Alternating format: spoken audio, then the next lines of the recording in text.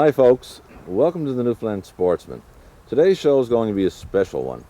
As you can probably see, I'm not wearing your normal everyday clothing. I'm dressed up in Western wear, and there's a very good reason for it. The next 10 days, I'm going to be a cowboy. I'm going to be joining up with members of the Newfoundland Trailriders Association as they journey by horseback into Central Newfoundland in honor of the Cabot 500 celebrations.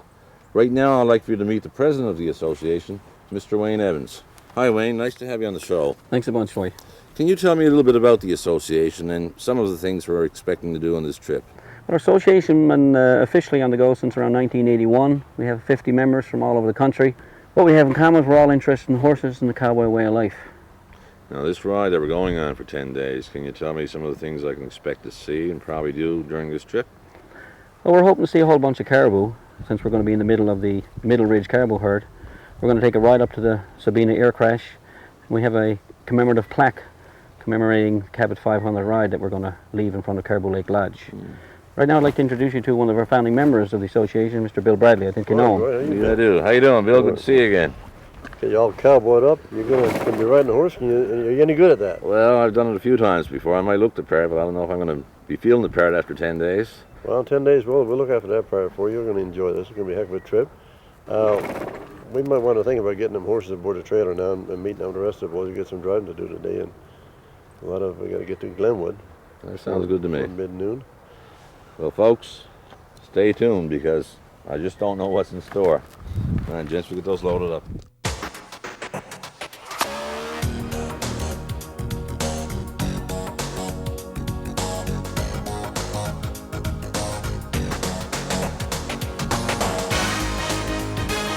Newfoundland Sportsman with your host, Dwight Blackwood.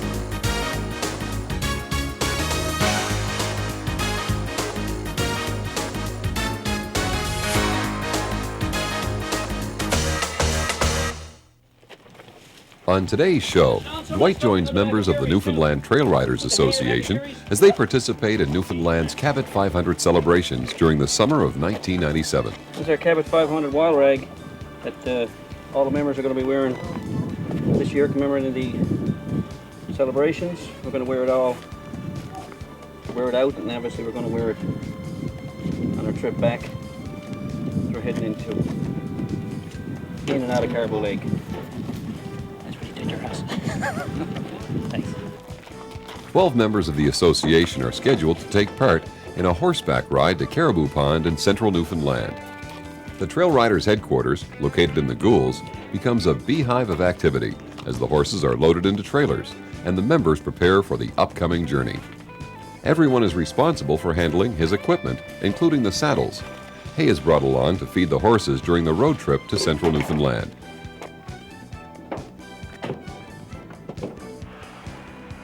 Traveling with Bill Bradley affords Dwight the opportunity to learn about this colorful group. What about some of the nicknames? How did they develop? Because I've heard everything from Grizz to Poncho to your name, Duke. Yeah, they call me Duke. Everybody got a nickname, and it usually just happens. Something will happen on the trail or shortly after they become a member that will contribute to why he's called his particular nickname. Grizz, for instance, is just short for grizzly bear, and he's probably right the opposite of a grizzly, and that's probably why that boy stuck down on him. He likes it. At a rest stop, the comradeship among this group is evidenced by the way they kid each other. Come on, Bob. Bring over Grizz's chair there, look. There you go, Grizz. After a busy early morning, the group is looking forward to a substantial meal. Some of the men have not seen each other for a while, and this break gives them time to get reacquainted, share old stories, and tell a few lies. One time he woke up and he could hear this thump, thump, thump. This is the horse from Dickley's horse. As the men enjoy a hearty meal, the horses do likewise. With stomachs filled, it's time to move on. The group will travel non-stop as they journey to Central Newfoundland. A few hours later, they cross the Gander River and drive through Glenwood. This part of the trip takes them over a steel bridge located approximately 35 kilometers south of Glenwood. It is here that they will set up camp. Although the road trip is over, much has to be done before the group settles down for the night. Each trail rider busies himself with a specific task. Some take care of unloading, while others set up what's known as a picket line. What we do, we what we call a picket line. Yeah. And we picket them off and we separate them so far apart and everything. And the horses can move around, they can feed, going under the rope, come back around or whatever. And that's how we do it. We feed them on the picket line and So you make these ropes nice and snug so you nice tie and the horses snug. on We tie the horses individually on. and then they can yes. do the movement. We space Okay. them out so that they don't interfere with each other, Yeah. and especially while they're feeding, they can get a bit finicky and whatever. This way. Pull in, but you gotta do it. Okay, you get a hook in. All right. Well, it's been a long day. We're here at the end of the motorized part of our journey. Tomorrow, it's all by horseback. The guys are getting the horses fed and watered. We're going to do the same thing, get a good night's rest. See you tomorrow morning when we come back on the Newfoundland Sportsman.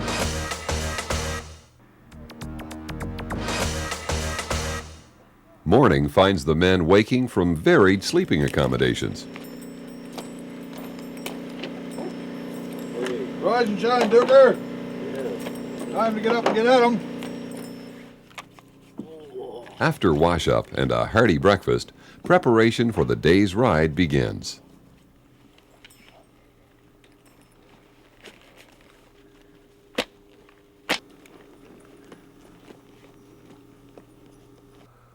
We woke about 6 a.m. this morning to the smell of baked beans and bacon cooking for breakfast. Now, the weather is overcast, but if the rain holds up, we've got a perfect day for a ride. We're going to go about 28 miles to Caribou Lodge. And this girl is going to get me there. So we're going to be saddling up now in a minute and get on our way. Hey, what's you doing?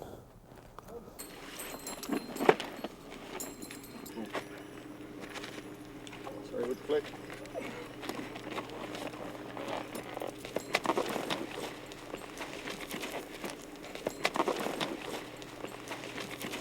The first part of the ride to Caribou Pond Lodge is over an old logging road. The ground is firm and presents no problems for the horses or the riders. It is estimated that this trip will last about 10 hours and cover approximately 50 kilometers. These men have differing degrees of riding experience. However, they do have one common bond. They all agree that being a cowboy is more than a lifestyle, it's an attitude.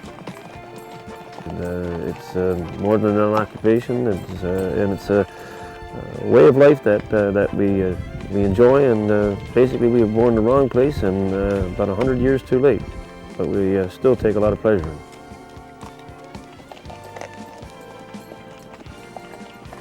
After 4 hours of non-stop riding, it's time to take a well-deserved break.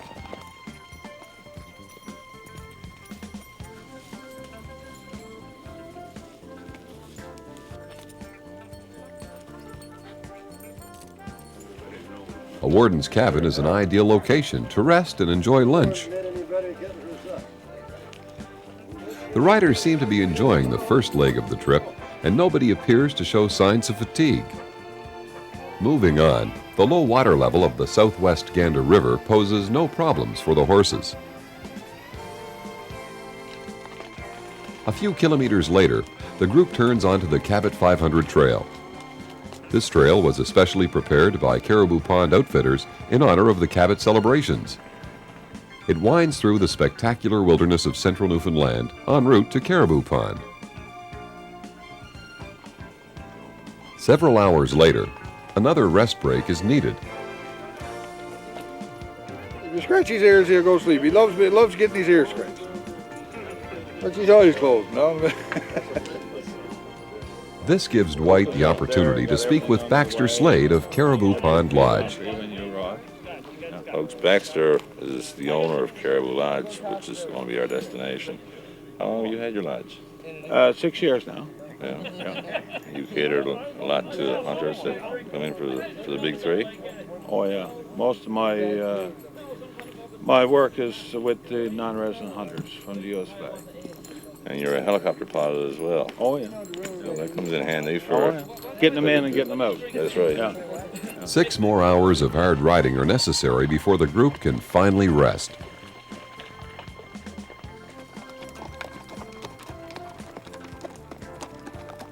Arrival at Caribou Pond marks the end of an extremely long day. Riders are tired. Their fatigue is obvious as they dismount.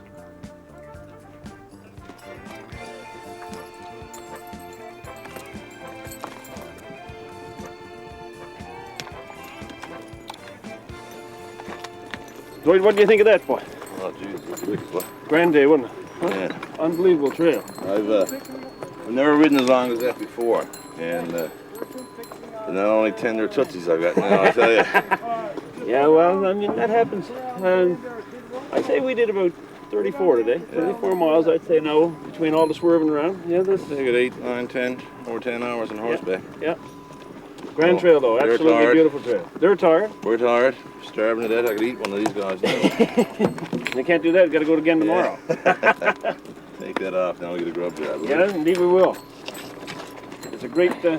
Great way to end it. Oh, fella. Perfect. Boy, howdy, one hell of a ride. The cook has prepared a delicious roast beef dinner. With a full day of riding behind them, all hands look forward to this special meal. After supper, Dwight and Baxter discuss the next day's ride. Well, Max, that was a great ride today, wasn't it? That was a wonderful ride. Everybody enjoyed it 100%. A lot of the guys said it was the best one-day ride that they were ever on. I'd agree with it. So what's on our agenda for tomorrow? Tomorrow we're going to go to the Sabina air crash. And what's that all about? An airplane crashed there in 1946, about 6 miles down the road. DC-4. Some of the people that were killed in that crash are buried on site, and we're going to go up and pay our respects. Well, that sounds great. Sounds very exciting. Listen, it's been a long day, and I am pooped, so I'm going to call it an early night. Yeah, I think I am too.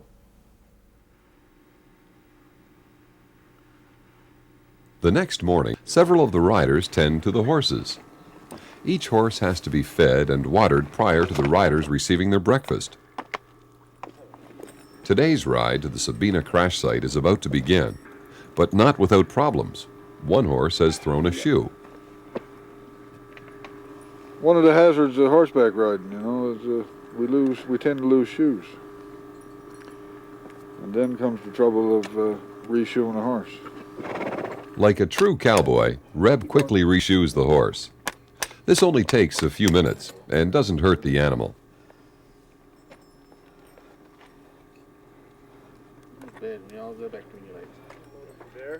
Duke has obtained a special permit to carry a rifle on these rides. The gun is carried in the event of serious injury to one of the animals. The round-trip ride to the crash site will cover approximately 20 kilometers. It is expected to last about 7 hours. In September 1946, a Sabina Airlines DC-4 en route from Belgium strayed off course and crashed on its final approach to Gander Airport. The downed aircraft's remains rest there today, more than 50 years later. Much of the trail into the crash site is through dense forest. Solid ground, however, makes easy travel for both man and animal. After riding for 3 hours, the group reaches Dead Wolf Brook. It's noon.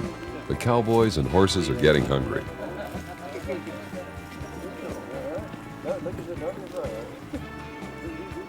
While Sneaky and Poncho enjoy a peaceful lunch in the wilderness, Puddle takes a short nap in the fresh air. The bond between these men and their animals is clearly visible. The break affords Dwight the opportunity to speak with Gentleman Bob, the group's Ontario cowboy. How would a guy like you manage to get tangled up with a bunch of guys like this, a bunch of Newfie cowboys? Well, to make a long story short, I was with 3 good friends of mine up in the Canadian Rockies, camped out in a little meadow, and these boys rode by, and I hadn't seen a soul for a week, and that's the group. That was the beginning? That was the beginning. We got together that night and had some grub with them and became friends. And stayed in touch, and ever since I've been riding with them. That's great. At least once a year. Just goes to show, as we've heard before, that cowboying, it's an attitude, you know, and you develop this attitude, you meet a lot of good friends. It is an attitude. After lunch, the ride into the crash site continues. Upon arrival, the full extent of the events that took place that night in 1946 begins to be felt by each member of the group. The destruction of the Sabina aircraft is extensive. It is a moving sight. Feelings of human frailty seem to permeate the area. As the wreckage is examined, each man is alone with his thoughts about the pain, the agony, and the desperation that must have been felt by those who survived the carnage that terrible night so many years ago. Folks, maybe we ought to take off our hats and pay a little respect for them folks that were here the first time.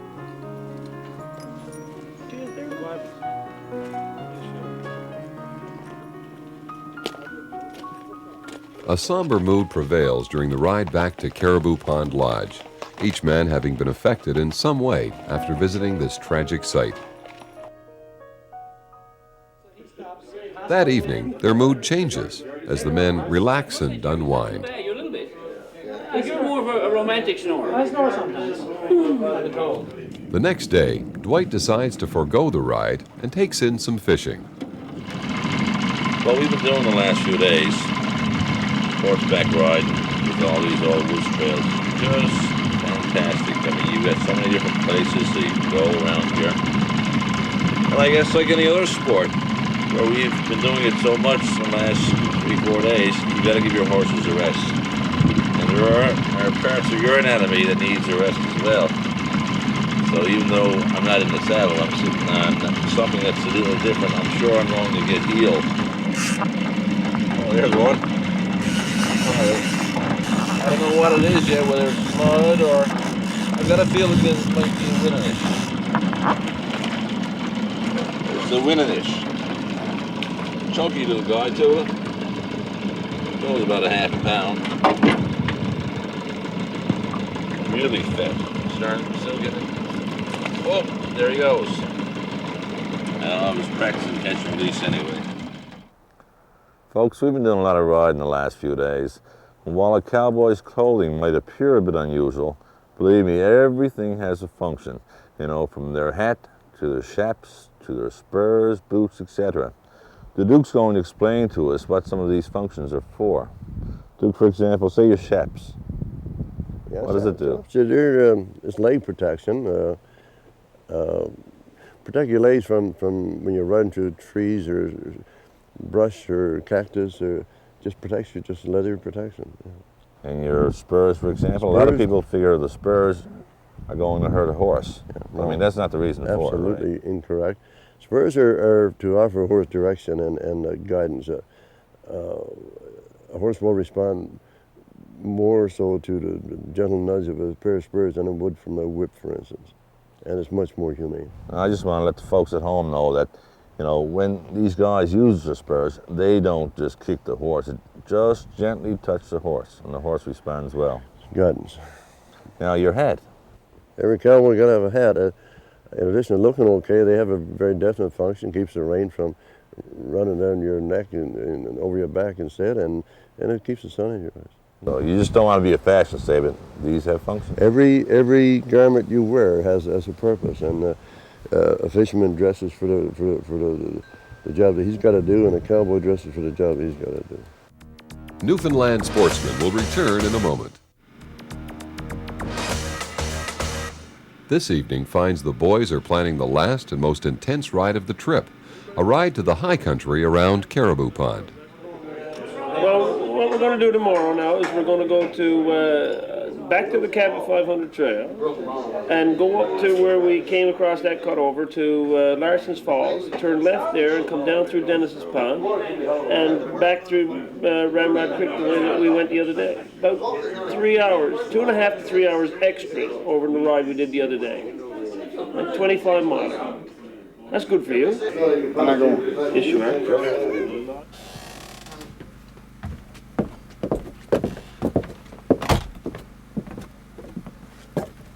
know what they say about early to bed, early to rise? Don't believe it.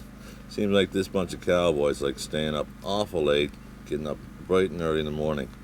Last night, after much consideration over a few colas and a few jokes, they decided to take a route today which is going to circle Caribou Lake, right up to a high ridge that overlooks the lake and the valley. And this trip probably is going to last about 7 or 8 hours. As usual, I'm the last one to get mounted up, so I best be getting on.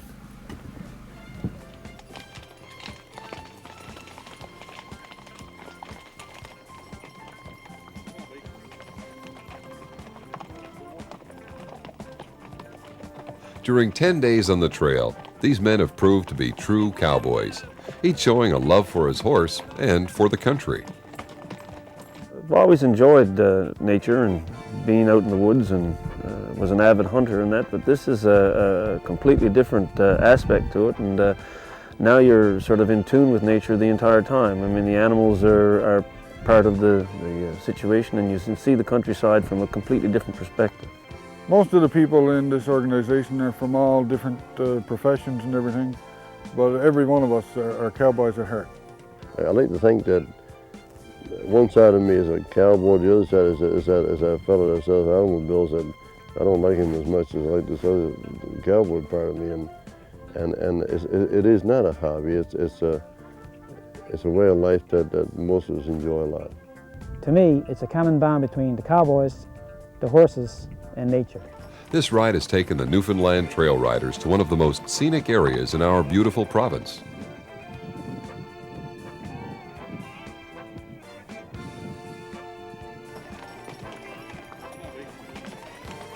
Having been in the saddle for over 10 hours, they head back to Caribou Pond Lodge for a special ceremony. Boys, we've come to the end of one pot-licking ride. It gives me great pleasure to unveil this commemorative plaque as our contribution to the Cabot 500 celebrations.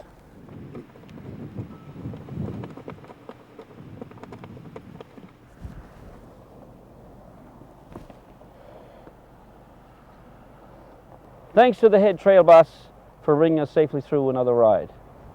Amen. Amen. Now we're watching Tombstone, and then the beautiful girl got out. Well, folks, it's been a tremendous 10 days with a great bunch of cowboys. I hope you've enjoyed watching the show as much as I've enjoyed bringing it to you. I want to thank the Newfoundland Trailriders Association and especially Duke Bradley. Tracks full of sand, freeways are running where his pony ran, and all of his trails now lead into town. Yes, he's running out of sunsets, and his horse is slowing down. Yes, he's running